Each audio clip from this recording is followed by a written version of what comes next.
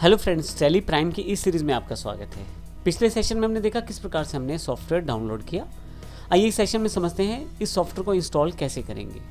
तो मेरे पास ये स्क्रीन पहले से अवेलेबल है जहाँ पे मेरे पास ये सॉफ्टवेयर डाउनलोड हो चुका है, या आपके पास अगर फोल्डर है तो आप यहाँ से फोल्डर पर जाके भी उसे इंस्टॉल कर सकते हैं। ये मेरे पास पहले से सेटअप डाउनलोडेड है। अभी मैं सिंपल आपको बता देता हूँ। यहाँ से आपके पास ओपन का ऑप्शन है, ब्राउज़र से ही आप इसे ओपन करके कर सकते हैं, या अन्यथा आप डबल क्लिक करके setup.exe को अपने फोल्डर जहाँ पे सेव किया है वहाँ से भी एग्जीक्यूट कर सकते हैं। मैं अभी इसे ओपन कर देता हूँ। यहाँ नीचे की तरफ देखें एक ब्लिंकिंग आइकॉन है, मैं इसे क्लिक करके ओपन कर लेता हूँ तो मेरे पास यहाँ पे आ गया है। आप जब टैली प्राइम को पहली बार इंस्टॉल करते हैं तो कॉन्फ़िगर कर सकते हैं मोर एक्शंस पे। अभी मैं बिल्कुल सिंपल सेटअप करने वाला हूँ तो इंस्टॉल कर देता हूँ। यहाँ मेरे पास इंस्टॉलेशन शुरू हो गया है। आप इसका पाथ सेटअप कर सकते हैं, लेकिन मेरे पास डिफ़ॉल्ट पाथ है एप्लीकेशन पाथ सी में प्रोग्राम फाइल्स में टैली प्राइम के नाम से, और ये आपका जो इंस्टॉलेशन है सक्सेसफुली हो गया है। तो जैसे ही मैं स्टार्ट टैली प्राइम पे क्लिक करूँगा मेरे पास टैली प्राइम ओपन होना शुरू हो जाएगा। देखिए टैली प्राइम का सॉफ्टवेयर पहली बार मैं अपने सिस्टम पे ओपन कर रहा हूँ।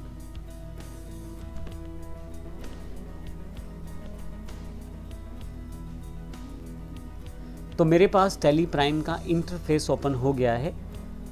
अब मुझे केवल इसको एक्सेप्ट करना है। मैं इसे यहाँ से एक्सेप्ट कर देता हूँ। कुछ प्रोसेसिंग के साथ मेरे पास वेलकम टू टैली प्राइम का ऑप्शन अवेलेबल है। यहाँ से अगर मेरे पास लाइसेंस पहले से अवेलेबल है तो उस लाइसेंस का यूज़ कर सकता हूँ, जिसमें मेरे पास काफ़ी सारे ऑप्शन हैं, जैसे न्यू लाइसेंस एक्टिवेट के रूप में आप अपना नया लाइसेंस एक्टिवेट कर सकते हैं। रीएक्टिवेट एग्जिस्टिंग लाइसेंस है, आपके पास पहले से टैली प्राइम है और आपका किसी कारण से सॉफ्टवेयर अनइंस्टॉल हुआ है या दोबारा रीइंस्टॉल करना है तो वहाँ पे रीएक्टिवेट कर लें। अगर आप लाइसेंस नेटवर्क से चाहते हैं तो वो कैसे इंस्टॉल होगा, वो यहाँ से सेटअप हो जाएगा।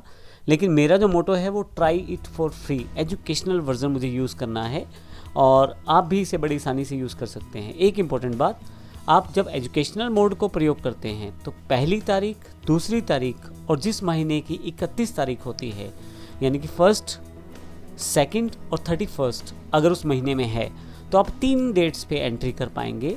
इसका अर्थ ये हुआ कि जनवरी में आप 1 तारीख, 2 तारीख और 31 जनवरी इन 3 डेट्स पे एंट्री कर पाएंगे। लेकिन जब आप फरवरी में आएंगे, पहली फरवरी और दूसरी फरवरी पे तो एंट्री कर पाएंगे, लेकिन क्योंकि उसमें 31 तारीख नहीं है तो उसमें आप 31 तारीख की एंट्री नहीं कर पाएंगे। तो इसका अर्थ ये हुआ 3 डेट्स को आप नॉर्मली यूज़ कर सकते हैं एजुकेशनल मोड में। तो मैं इसे क्लिक कर देता हूँ और मेरे पास देखें यहाँ टैली का पूरा इंटरफेस ओपन हो गया है। डिफ़ॉल्ट रूप में मेरे पास लिस्ट ऑफ कंपनीज़ हैं। अगर पहले से कोई कंपनी बनी हुई है तो वो मैं एक्सेस कर सकता हूँ सेलेक्ट फ्रॉम ड्राइव से, और यदि मेरे पास कोई भी कंपनी नहीं है तो मैं क्रिएट कंपनी कर सकता हूँ। यहाँ से मैं रिमोट कंपनी भी एक्सेस कर सकता हूँ, और अगर कहीं स्पेसिफिक पाथ पे है तो वो भी पाथ मैं सेटअप कर सकता हूँ। मैं ड्राइव से भी एक्सेस कर सकता हूँ डायरेक्टली किसी कंपनी को। लेकिन अभी के लिए मैं इसको यहीं पे इस सेशन को ख़त्म करता हूँ। मैंने इस सेशन में देखा है किस प्रकार से हमने टैली प्राइम को इंस्टॉल किया है और उसे एजुकेशनल वर्जन में ओपन कर लिया है।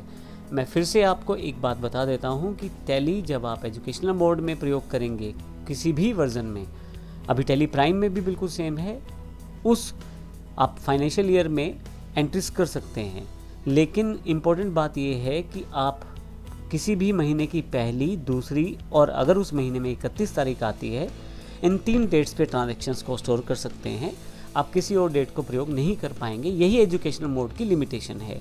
अदरवाइज जो है बिल्कुल सेम काम करता है कंप्लीट सॉफ्टवेयर की तरह, इन 3 डेट्स की लिमिटेशन के अलावा। तो नेक्स्ट सेशन से हम देखेंगे टैली का इंटरफेस क्या है, यानी कि टैली प्राइम में इंटरफेस क्या है और किस प्रकार से हम इसको एक्सेस कर सकते हैं। धन्यवाद।